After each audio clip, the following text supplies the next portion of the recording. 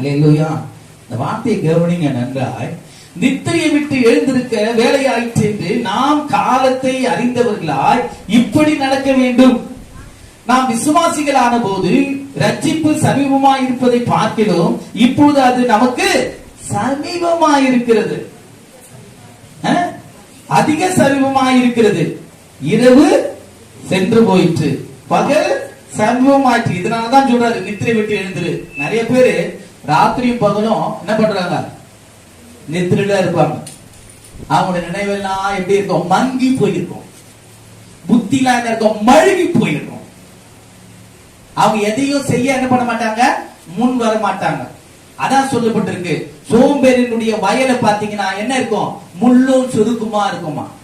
பயிர் என்ன பண்ணாதான்? வளைய விடாதான். அது என்ன பண்ணுமா? நெறிஞ்சு போயிருக்குமா. ஆனா அவன் நித்திரை விட்டு விழுந்தவனா இருந்தா அந்த பயிரை வளர விடாதபடிக்கு தடை பண்ணுகிற அந்த முச்செடிகளை எல்லாவற்றையும் அவன் என்ன பண்ணுவான்? புடிங்கி எடுத்துருவான். இவனே தூங்கி தூங்கி இருக்கிறதுனால்தான் சோம்பேறினுடைய வயல் என்ன பண்ண முடியாது? அது ஒரு நாள் பலனை கொடுக்கவே கொடுக்காது. ஜாக்கிரதையா இருக்கும் நம்ம. அப்ப பாருங்க, இரவு சென்று போயிட்டு பகல் சமீபமாயிற்று. ஆகையால் அந்த காலத்தின் கிரியைகள் நாம் தள்ளிவிட்டு, எந்த காலத்தை?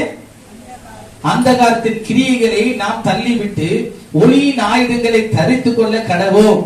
களியாட்டும் வெறியும் வேசித்தனமும் காம விகாரமும் வாக்குவாதமும் பொறாமையும், நல்ல கவனிங்க, இதெல்லாம் இருந்தோம்னா நம்ம எங்க இருக்குன்னு அர்த்தம்?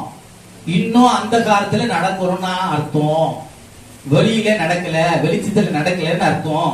களியாட்டும் வெறியும் வேசித்தனமும் காம விகாரமும் வாக்குவாதமும் பொறாமையும் உள்ளவர்களாய் நடவாமல் பகலில் நடக்கிறவர்களை போல சீராய் நடக்க கடவோம்.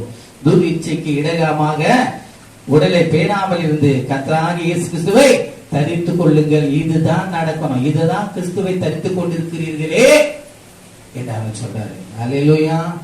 நானே உலகத்தின் வெளிச்சமா இருக்கிறேன், ஒளியா இருக்கிறேன். அல்லேலூயா. எந்த மனுஷனையும் பிரகாசிக்கிற மெய்யான ஒளி இயேசு கிறிஸ்து தான். அவர் அண்டையில நம்ம நடக்கிறவர்களாய் காணப்பட வேண்டும். ஒரு நாள் நம்முடைய புத்தியை என்ன பண்ணக்கூடாது? அந்த காலத்துக்கு இடம் கொடுக்க கூடாது.